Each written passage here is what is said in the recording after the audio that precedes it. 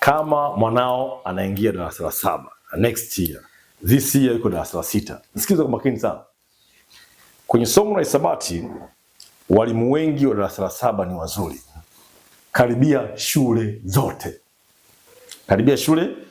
Ni kila shule ikipata mwalimu mzuri inamweka darasa la 7.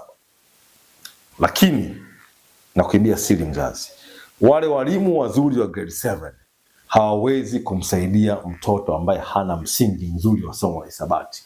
Wale ni walimu wa kutoa mbinu, nini na nini tufanye ili mwanafunzi aweze kuwa bora katika mtihani wake. Tatizo kubwa, wale walimu wanatushwa mzigo mkubwa sana. Anapewa mwanafunzi hata kugawanya ajui, kuzidisha ajui, tebo ajui, huyo mwalimu hayupo. Wale ni walimu bora kumsaidia mtoto mwenye msingi.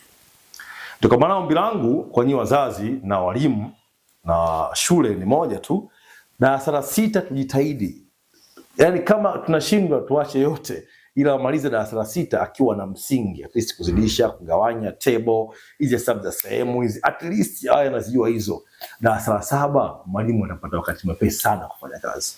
Hasa mnaingiza grade 7 mtu hata sehemu hajui, L sehemu hajui, KDS hajui, GCF hajui. Mwalimu anaanzia wapi sasa?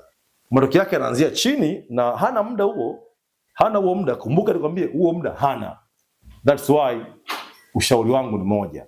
Mzazi, jitahidi darasa la 6 lisipite.